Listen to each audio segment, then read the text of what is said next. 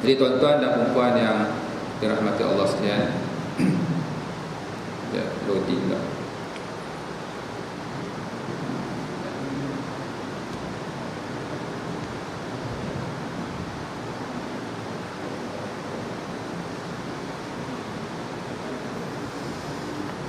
Kita nak jalan.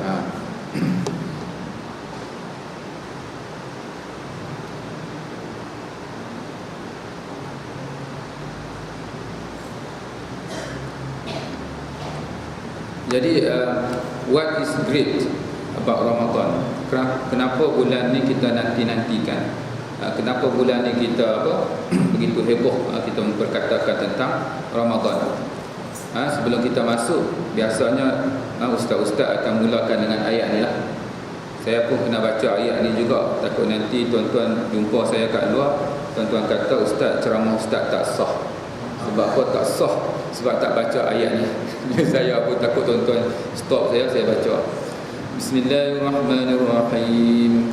Ya ayyuhalladzina amanu kutiba alaikumusiyam kama kutiba alal ladzina min qablikum la'allakum tattaqun.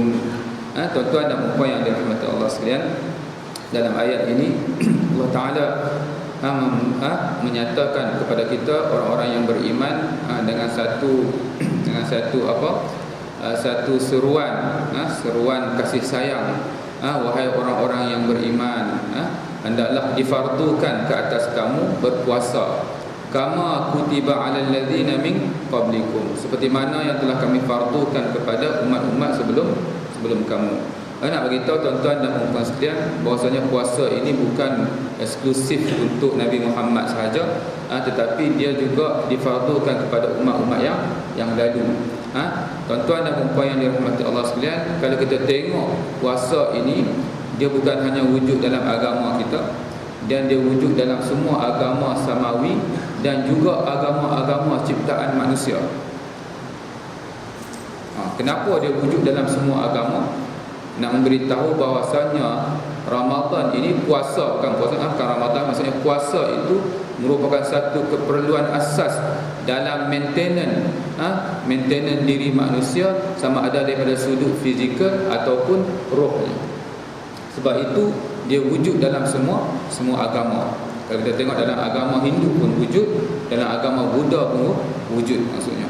Nak beritahu apa? Nak beritahu bahawasanya dia merupakan satu amalan yang amat penting dalam, terutamanya dalam untuk mencapai tahap kerohanian dan juga dalam memperbaiki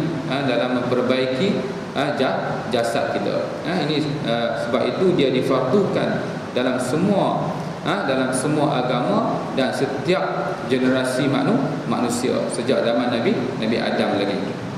La'allakum tattaqun, supaya kamu menjadi orang-orang yang bertakwa. Bertakwa ini tuan-tuan dan puan sekalian, dia merupakan kita punya aims, kita punya objektif. Dengan berpuasa ini, moga-moga kita akan mencapai ketakwaan. Jadi Ramadan, berpuasa ini tuan-tuan sekalian, dia merupakan proses.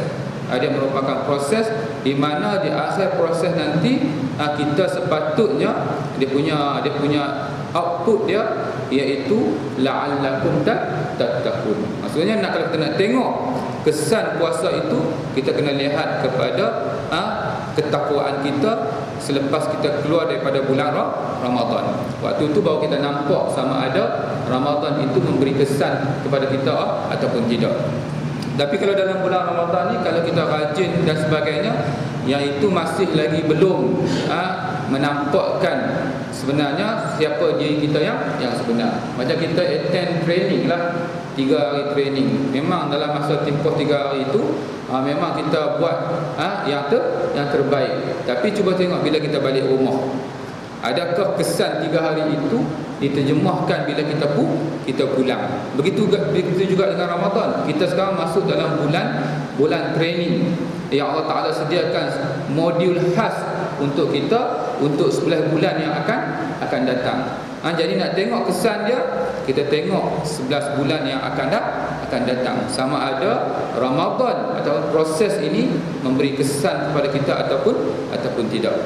Jadi sebab itu tuan-tuan dan puan sekalian, bila masuk Ramadan ini, kita kena dah pasang niat. Kita kena conscious bahawasanya Ramadan ini satu bulan latihan kepada kita untuk apa? Untuk menjadi pemangkin dan pencetus kepada 11 bulan yang akan datang. Jadi kita kena ingat begitu. Sebab kalau kita tak ingat, dia akan jadi Ramadan adat. Dia akan jadi Ramadan adat, bukannya Ramadan ibadat. Ramadan adat, dah Ramadan sampai adat dalam bulan Ramadan itulah tarawih, buka puasa, moreh. Tapi dia tidak memberi impak kepada kita, tidak menjadi pencetus kepada kita untuk apa? Untuk 11 bulan yang akan datang sebelum kita bertemu lagi dengan Ramadan pada tahun yang akan datang. Jadi tuan-tuan dan puan yang dirahmati Allah sekalian, 3 kategori manusia dalam hal ini bila dia masuk dalam bulan Ramadan, Rasulullah menyebut 3 golongan manusia. Yang pertama iaitu golongan yang sia-sia. Ini sia-sia di mana Ramadan yang lalu sama keadaannya, tak berubah, duduk macam tu. Umur semakin meningkat, kubur kata pergi, kubur kata pergi pula, rumah kata pergi, kubur kata mari. Tapi puasa, amalan ibadat duk macam tu juga. Ini terjatuh dalam kategori orang yang sia-sia.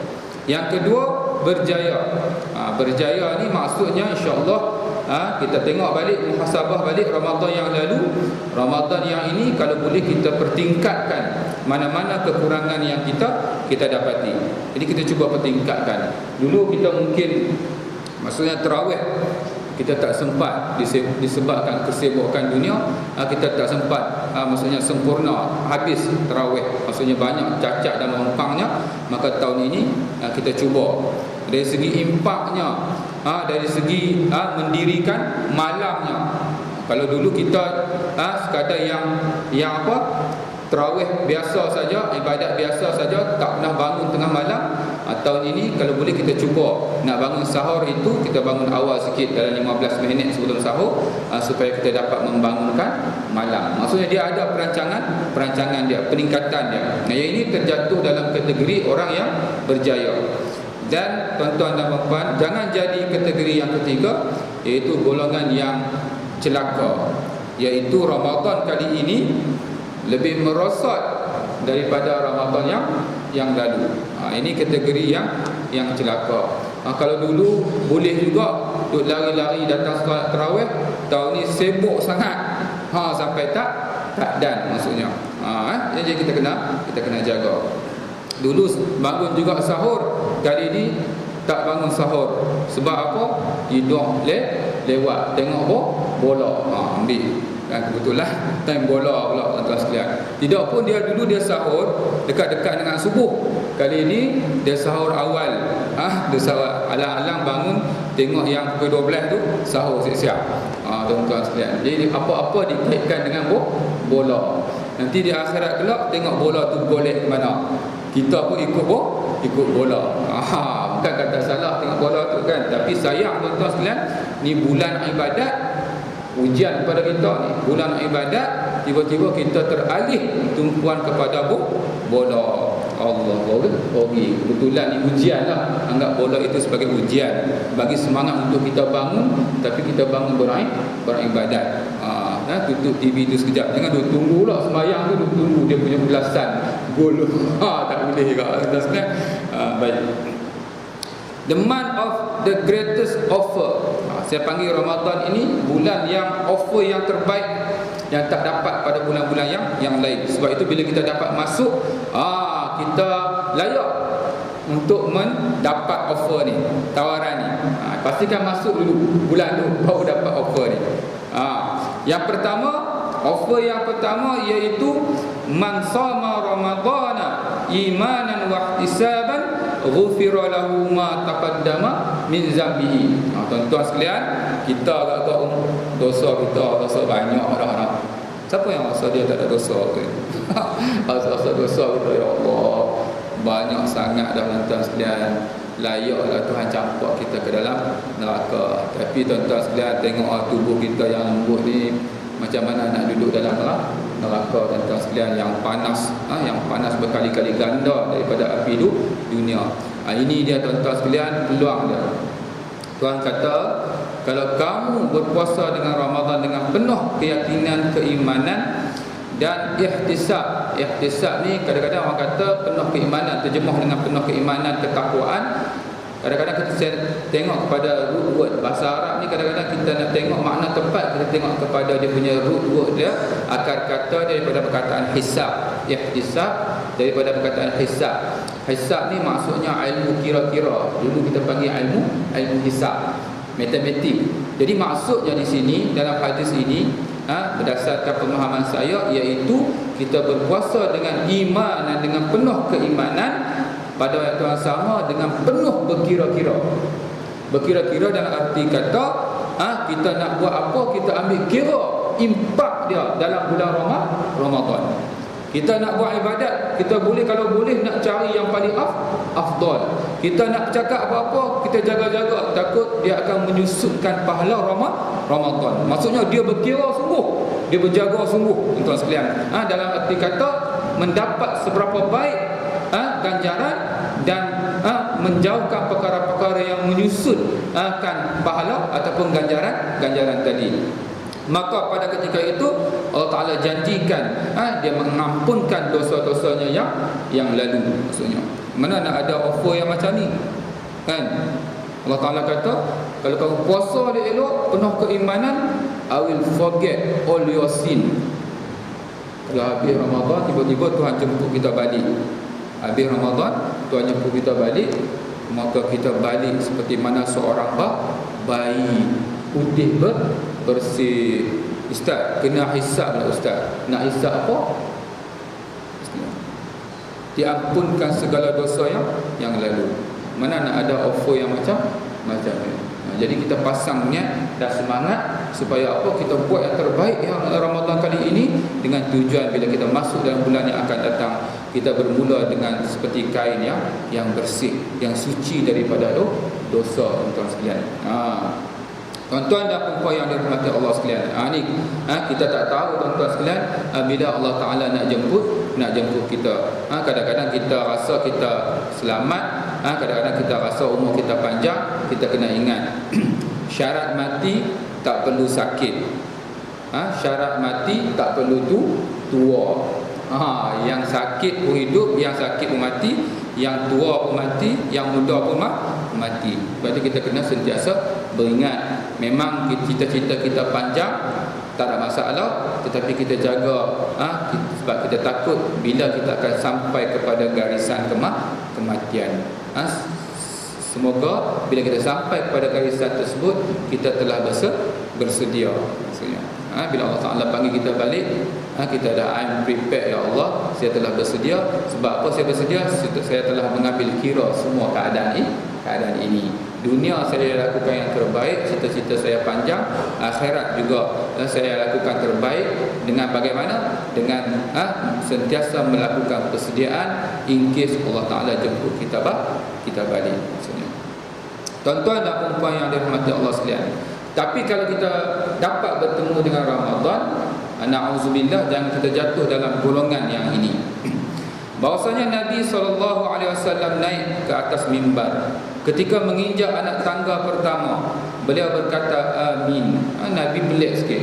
Dia langkah naik anak tangga yang pertama, lalu dia kata amin, seolah-olah mengaminkan doa seseorang. Kemudian saat sampai di anak tangga kedua, beliau berkata amin lagi. Lalu pada anak tangga ketiga, beliau berkata amin. Ini menyebabkan para sahabat menjadi pelik. Lalu para sahabat pun bertanya, wahai Rasulullah, kami mendengar engkau mengucapkan amin 3 kali. Kenapa? Kenapa engkau berbuat sedemikian? Beliau berkata, pada waktu aku naik tangga yang pertama, Jibril datang kepadaku. Maksudnya doa ni doa Jibril lah. dia mengatakan celaka seorang hamba yang mendapatkan Ramadan tetapi dia tergelincir dan tidak diampuni dosanya.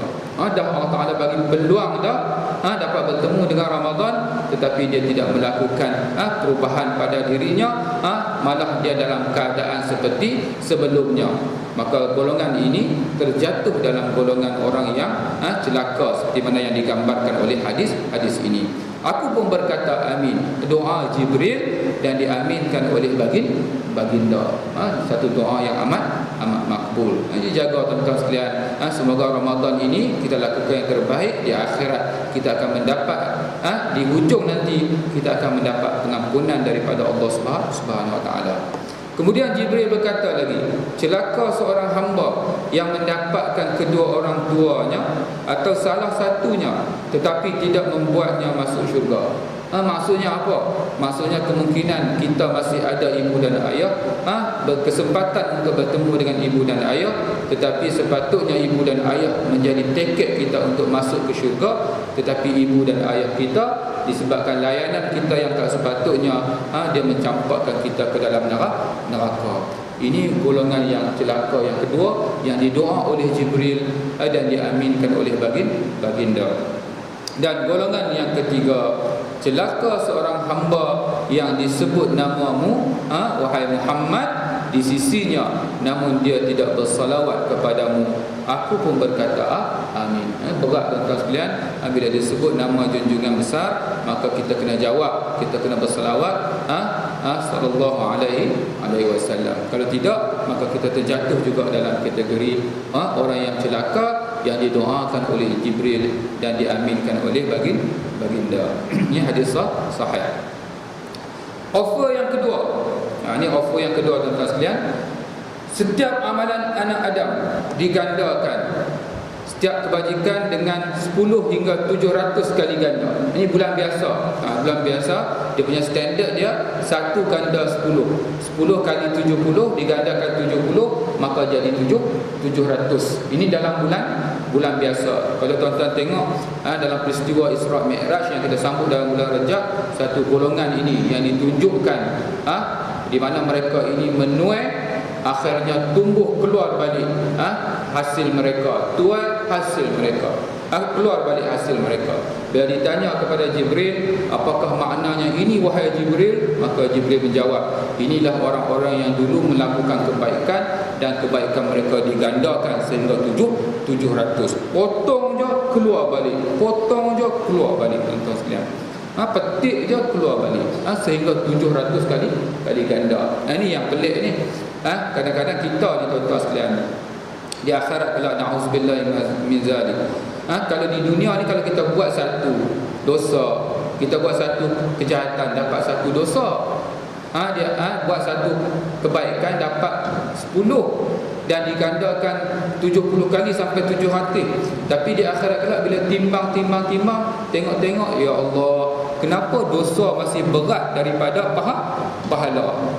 Jadi bila Allah Ta'ala kata masuk neraka, tuan-tuan sekalian, kita dah tak boleh nak kata apa-apa lagi dah. Kita tak boleh nak mencipta apa-apa alasan lagi dah. Sebab apa? Allah Ta'ala membuka seluas-luas ruang untuk kita mencari pahala sebanyak mungkin dan digandakan. Kenapa bila sampai kepada hisab dan mizan, dosa kita masih berat daripada amal kebaikan kita. Ini yang kita takut nanti tuan-tuan sekalian. Kecuali puasa, sesungguhnya ia bagiku dan aku yang akan membalasnya kerana dia meninggalkan syahwat dan makanannya kerana aku. Dalam bulan puasa, maka dia tidak ada had, dia tak terhad kepada 700, maka dia terbuka kepada Allah yang bersifat Rahman dan Rahim, maka terbuka kepada dia, ikut suka dia nak bagi tuan-tuan sekalian. Sebab itu kalau kita tengok dalam bulan Ramadan ini, banyak sumbangan-sumbangan diberikan. Kalau kita tengok, memang kalau ni jadi isu juga tuan-tuan sekalian, dia kalau kata smart Muslim ni, dia tunggu waktu dia nak melabur, time yang boleh dapat pulangan return yang tinggi. Yang itu yang smart investor. Smart investor kan. Jadi orang yang smart Muslim ni, waktu bulan Ramadan dia nak invest, dia simpan dia invest. Jadi isunya tuan-tuan sekalian, pusat-pusat yang kebajikan ni, dia akan makanan-makanan terpaksa dibuang. Sebab apa? Sumbangan-sumbangan yang melampau, kan? Jadi saya cadangkan, kita bukan sekadar tahu melabuk je, kita tengok counter dia semua. Kan? Jadi kita boleh, sebab untuk nak tahan jangka masa panjang, kita membagi kepada mereka perkara-perkara ataupun produk-produk yang tahan lama.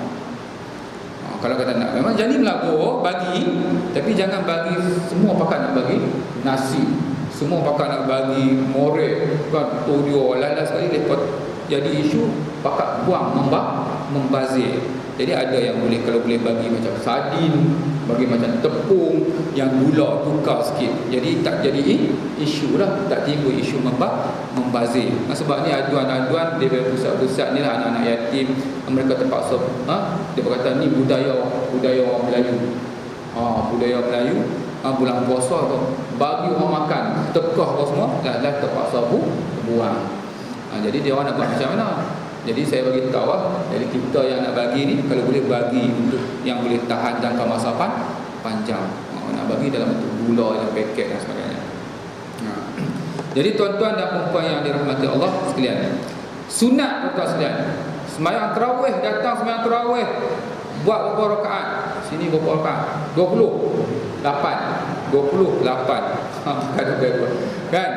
Kan? Kalau buat 20, dapat pahala wajib. Jangan main sunat dapat pahala wajib. Terus nak cari bulan ni mana ada? Bulan Ramadan buat sunat pahala wajib.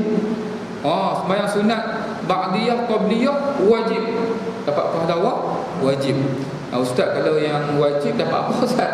Kalau sunat jadi wajib. Yang wajib tuan-tuan sekalian, 70 kali ganda. Dia tuan sekalian, 70 kali ganda, berlipat ganda dalam bulan Ramadan. Sebab tu ulama-ulama dulu menanti-nanti sangat kedatangan Ramadan, digandakan seberapa banyak mungkin kan ganjaran tuan sekalian. Kita ni tuan-tuan sekalian, ada seorang ustaz dia sebut, Ustaz Syekh Nuruddin, dia kata apa, ada orang boleh duduk kat jalan buta kan, sebab dia duit banyak, dia boleh duduk jalan duta kan, rumah 3 bilion 4 bilion ke atas kan. Kalau tuan-tuan tak boleh duduk kat jalan duta, tuan-tuan boleh duduk kat taman ni macam ni, Taman Tun kan, Taman Surajaya ni, okey sikit, kurang sikit kan, juta-juta orang. Orang tak boleh duduk, pergi duduk tempat saya, sarjana utama, kurang sikit. Tak boleh duduk lagi, tak boleh nak beli lagi, pergi duduk di Sungai Buaya. Bukit Sentosa, minta maaf Sungai Buaya kat sana, jangan contoh je kan. Ada juga orang kaya kat sana kan. Tapi nak bagi tahu apa beza orang duduk kat Jalan Duta, duduk kat sini, duduk sarjana utama Sungai Buaya. Beza dia punya income, dia punya pendapatan. Kita tuan-tuan sekalian, dalam syurga kita beza-beza berdasarkan income juga. Berdasarkan kita punya income. Ada orang income dia tinggi, lepas tu masih lagi passive income lagi. Passive income tu sedekah jariah, jalan tak lain habis lah kan. Jadi bila masuk syurga, tengok ada yang duduk tinggi, ada yang duduk tengah sikit, ada yang duduk rendah sikit maksudnya. Sebab apa? Berdasarkan pada income. Income macam mana? Maksudnya ni kita pandai cari pahala, buat yang terbaik dengan tahap afdal yang paling tinggi, dapat banyak. Lepas tu kita melabur. Kalau kat dunia dia panggil apa? Dia panggil you buy the money machine maker. Dia panggil kan, beli mesin pembuat duit, maksudnya passive income. Di akhirat pun kita macam tu juga, reward machine maker. Reward machine maker apa? Iaitu kita melakukan amal jariah. Bila kita mati, dia masih berjalan lagi ganjaran tersebut. Sampai tuan-tuan sekalian, wajib 70 kali ganda. Kalau tidur macam mana Ustaz? Tidur dikira ibadah. Tapi jangan tidur time kerja. Tidur time kerja bukan ibadah, padah. Kan? Ini kena tengoklah tuan-tuan sekalian. Tidur ni kalau kita misalnya kalau kita duduk tak baca Quran, tak zikir, mulut kita ni nak tembak siapa? Dia nak shoot siapa kan? Pada waktu tu baik di tidur. Daripada duk mengumpat orang tu, duk susuk pahala cakap perkara yang sia-sia. Baik. Dan yang ketiga, ni offer yang besar yang ketiga ni iaitu Lailatul Qadar. Datang lagi Lailatul Qadar, khairun min alfi syahrin. Ustaz suruh highlight, kadang-kadang kita highlight kan, kadang-kadang kita kata sama dengan 1000 bulan. Tapi kalau ikut term dia bukan sama, dia khairun maksudnya lebih baik, lebih daripada 1000 bulan. Berapa tak tahu, tapi dia lebih baik daripada 1000 bulan. Yang ini sebab Rasulullah mengadu kepada Allah disebabkan umat yang lalu umur mereka panjang. Nabi Nuh, umur Nabi-Nabi ni dia reflect dia punya umat lah. Umur Nabi Muhammad, Nabi kata umur umatku 60 hingga 70, itu punya average. Umur Nabi Nuh, kalau tengok umur Nabi Nuh kurang 50 1000. Kurang 50 950. Jadi umat dia pun macam itulah umur. Jadi dia dapat banyak peluang untuk buat ibadat. Jadi mengadu kepada Allah, Allah Ta'ala bagi special kepada kita satu malam dalam setahun, iaitu dalam bulan Ramadan, nama dia malam Lailatul Qadar, di mana ganjaran dia iaitu bersamaan dengan lebih baik daripada 1000 bulan. 1000 bulan, kalau kita samalah bahagi dengan 12, kita akan dapat dalam 83 tahun. 83 tahun. Tuan-tuan sampai dah 83 tahun. Kan maksudnya. Oh, Tuhan bagi jaga satu malam tuan-tuan sekalian. Satu malam. Lama mana? Daripada Maghrib kan. Maghrib sampai subuh kan berapa jam? Maghrib sampai 7 atau sampai subuh. Berapa jam?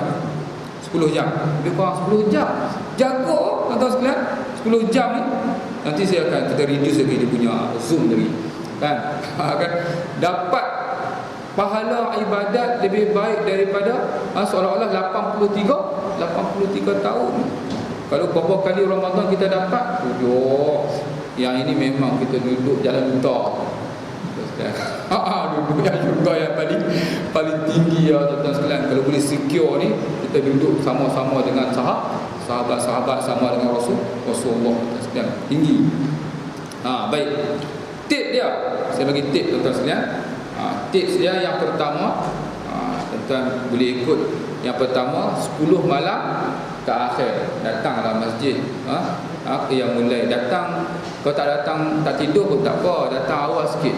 Datang awal sikit maksudnya macam pagi ni tengok ramai yang datang awal sikit. Ni bangun sahur terus datang masjid buat ibadat. 10 malam terakhir kalau terutamanya 10 malam terakhir tuan-tuan.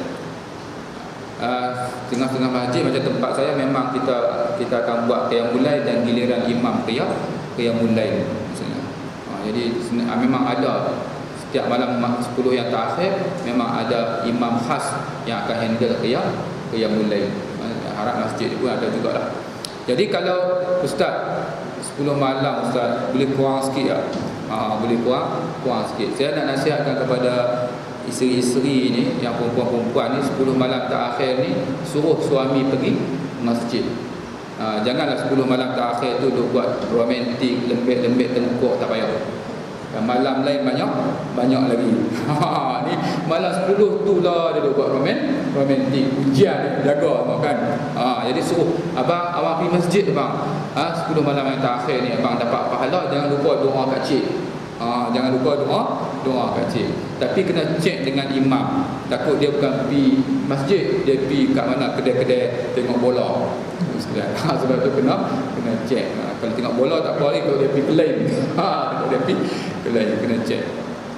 Ni malam-malam ganjil. Berapa? 21, 23, 25, 27, 29. Tinggal 5. Diskaun dah 50%. Tapi nak ganjaran 83 tahun. Dia berkiranya kita ni tuan-tuan sekalian. Yang ketiga ni tuan-tuan sekalian, yang ini tuan-tuan sekalian, saya bagi tip ni, siapa-siapa yang tak dapat ni memang jenis tak guna. Apa yang tak dapat Isra' Mi'raj juga saya bagi yang ni worst come to worst, kata orang putih kan. Kata orang utara paling busuk lah. Kenapa tak boleh juga? Kalau memang apa tak boleh ni memang jenis tak guna punya orang kan.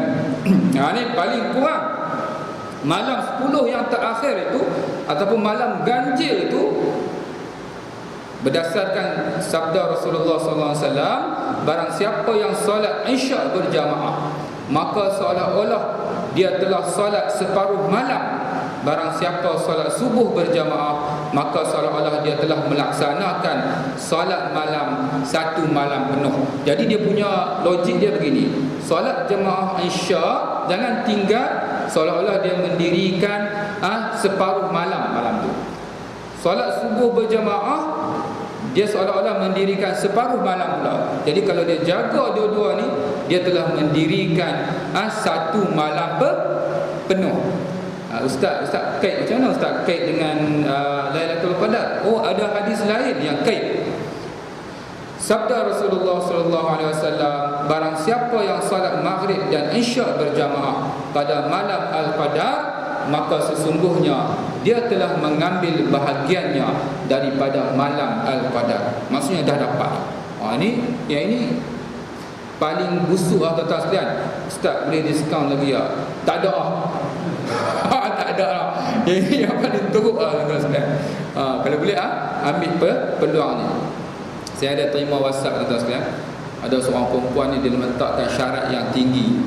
Dia letakkan syarat yang tinggi untuk siapa nak jadi suami dia. Syarat yang pertama iaitu mesti setiap malam bangun solat malam. Yang kedua, hari-hari mesti khatam baca Quran. Lalu ada seorang lelaki masuk minang dia, akhirnya dia terima. Bila dia terima, dia tengok suami dia ni macam mana kan. Tengok suami dia tak bangun malam, tuan-tuan sekalian, bangun subuh, lepas tu tak baca Quran, baca pun sikit-sikit je, mana sebuah Quran pun. Jadi dia bawa kes ke mahkamah. Dia kata dulu syarat saya letak syarat nak jadi suami saya mesti ni syarat dia, apa iaitu mesti bangun malam, dan yang kedua mesti khatam Quran. Bawa kes. Jadi panggil suami, kata hakim tanya suami, dulu kamu setuju kan? Kamu kata kamu dah buat semua ni. Betul lah yang Arif, saya dah buat semua kan. Saya sembahyang tiap-tiap malam, saya bangun malam, saya tak pernah tinggal solat Isya' berjamaah, solat subuh berjamaah. Nabi kata separuh malam, separuh jadi satu. Nampak? Saya tak pernah tinggal satu malam, sentiasa penuh. Kita faham? Kan? Yang kedua, saya khatam Quran setiap hari. Nabi kata kalau kamu baca Qul Huwallah 1/3, saya setiap hari saya tak tinggal. Berapa kali saya khatam saya tak tahu. Tuan sekalian, hakim kata, jadi tengok, hakim kata kat sekali ni, suami kamu bijak pergi balik. Tuan sekalian. Kalau kita tak tahu tuan sekalian. Baik. Lain-lain diriwayatkan dari Sahl bin Sa'ad radhiyallahu anhu, katanya Rasulullah sallallahu alaihi wasallam bersabda, sesungguhnya di dalam syurga itu terdapat pintu yang dinamakan Ar-Rayyan. Pintu, tuan-tuan sekalian, nama pintu ni Ar-Rayyan. Orang yang berpuasa akan masuk melalui pintu tersebut pada hari kiamat kelak. Tidak boleh masuk seorang pun kecuali mereka. Kelak akan ada pengumuman, di manakah orang-orang yang berpuasa. Maksudnya mereka ini, mereka sangat menjaga puasa mereka. Dibezakan dengan mengambil kira puasa mereka. Mereka lalu berduyun-duyun masuk melalui pintu tersebut. Setelah orang yang terakhir dari mereka telah masuk, pintu tadi ditutup kembali. Tiada lagi orang lain yang akan memasukinya, tuan-tuan sekalian. Baik, diriwayatkan dari Abu Sa'id Al-Khudri radhiyallahu anhu, katanya Rasulullah sallallahu alaihi wasallam bersabda, setiap hamba Allah yang berpuasa di jalan Allah, Allah akan menjauhkannya dari api neraka sejauh perjalanan 70 tahun. Tuan-tuan sekalian, 70 tahun perjalanan kita dijauhkan daripada neraka, maksudnya kita lebih hampir kepada syurga. Jadi berapa kali kita berpuasa, semakin jauhlah kita daripada neraka.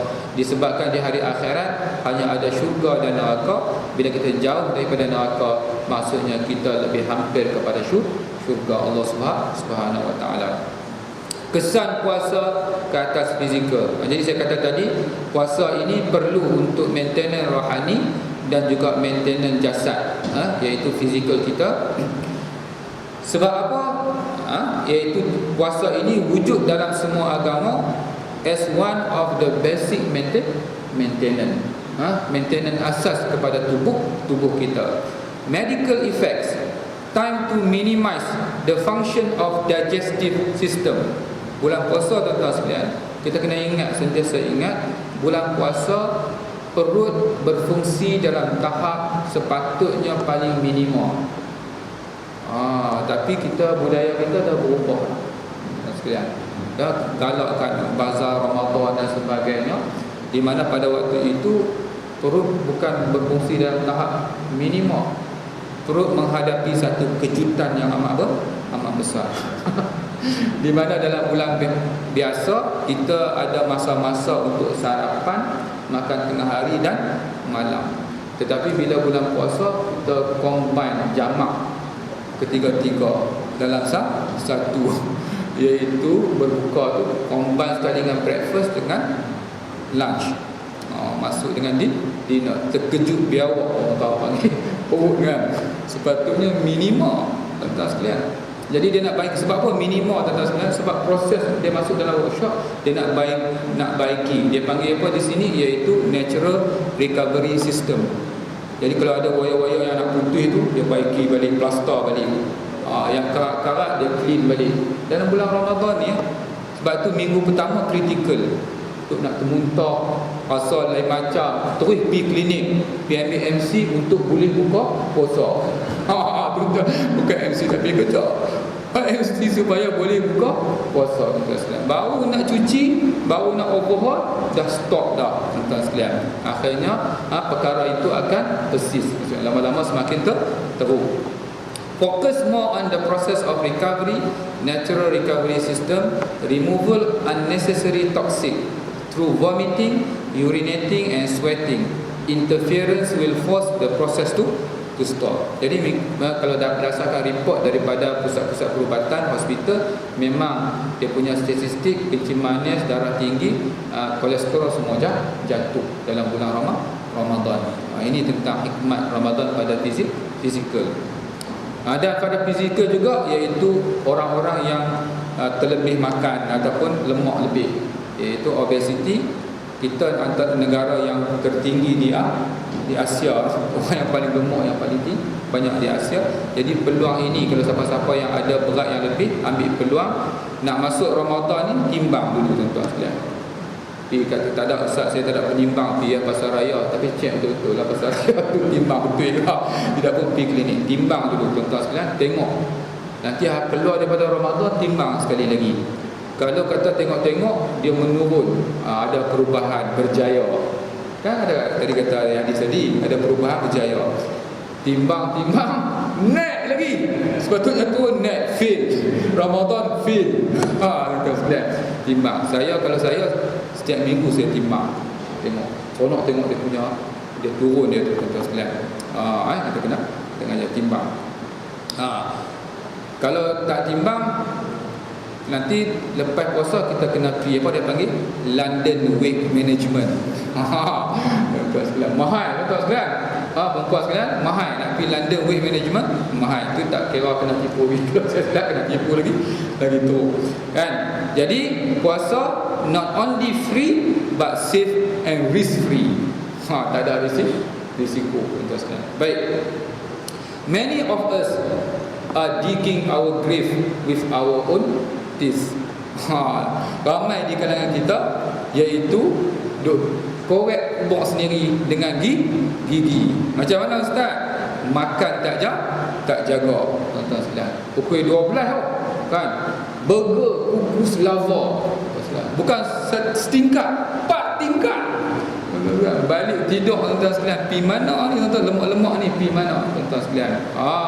Maksudnya lagi cepat kita sampai 6 kaki bawah tanah. Jadi kita kena jaga tuan-tuan sekalian. Bulan puasa pun jaga. Ni contoh tuan-tuan sekalian. Supaya tuan-tuan nampak tuan-tuan sekalian boleh grow, boleh maintain baik.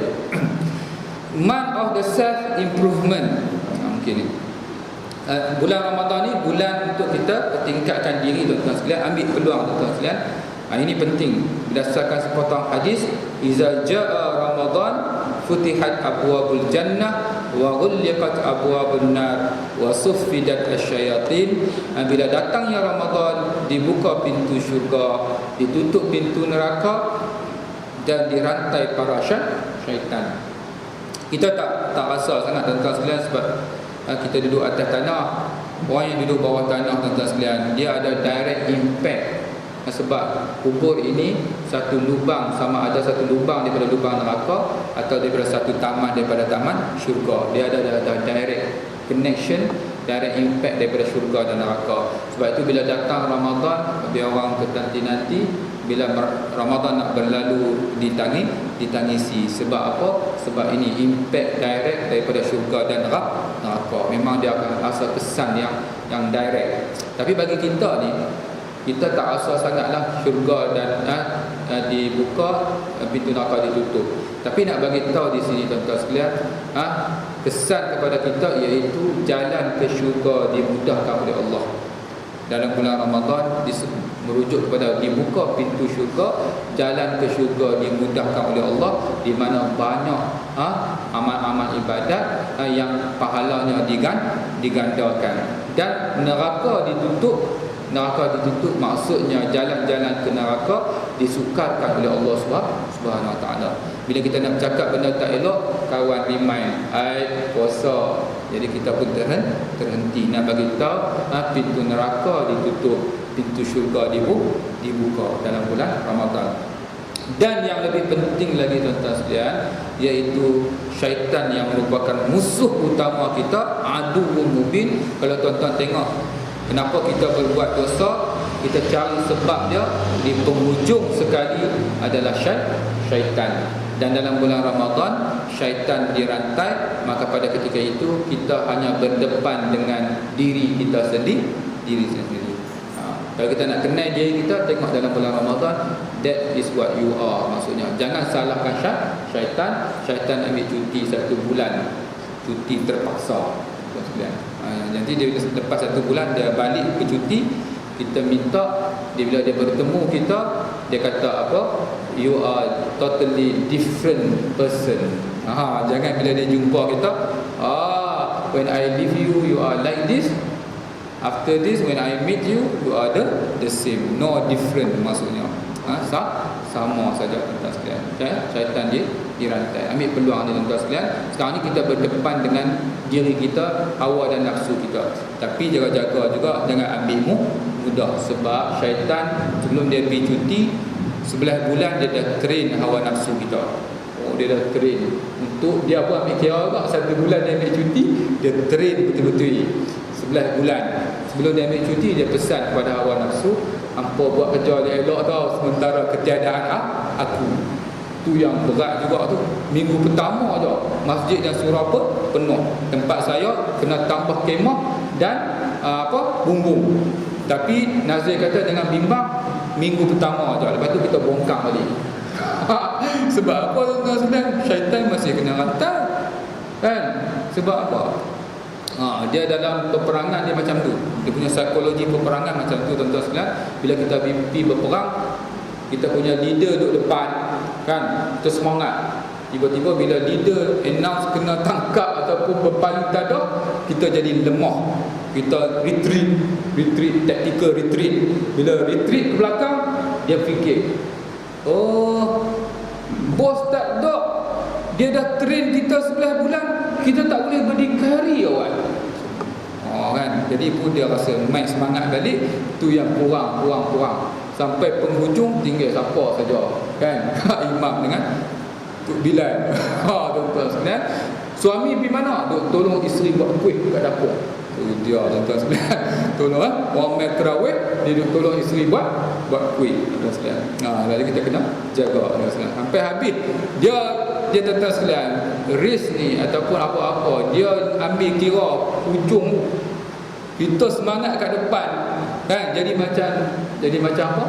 Jadi macam tu, rabbit. Dengan kura-kura kan, rabbit boom kat depan, tapi ending spoil kan. Macam tu tuan-tuan sekalian.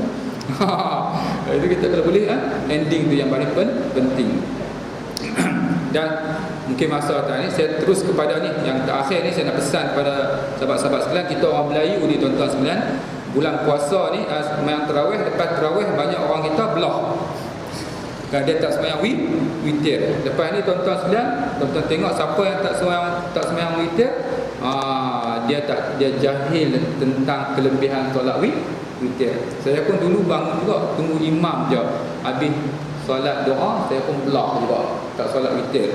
Saya takut, saya ustaz, orang akan tanya, ustaz pun apa tak sembahyang witir? Saya dah sediakan jawapan. Jawapan dia, saya nak bangun buat waktu sahur nanti. Bangun tak bangun. Jadi tuan-tuan sekalian, tuan-tuan tak payah ambil risiko. Bila imam bangun buat solat witir, bangun je. Dan tak payah buat ulang balik. La witr ni fil lail, tidak ada dua witir dalam satu malam. Jadi tak payah ambil risiko. Kalau orang yang tak buat witir, dia tak faham sangat tuan-tuan sekalian. Sebab ni solat, sabda junjungan besar Nabi Muhammad sallallahu alaihi wasallam, sesungguhnya Allah Subhanahu wa taala telah menambahkan kepada kamu satu salat, iaitu salat witir. Maka sembahyanglah antara salat isyak dan salat subuh. Waktu dia waktu tu. Ni waktu dia. Tuan tambah lagi satu. Hadis riwayat Ahmad. Bila sudah menjelang pagi dan salah seorang daripada kamu masih belum melakukan salat witir, maka berwitirlah, yakni qada.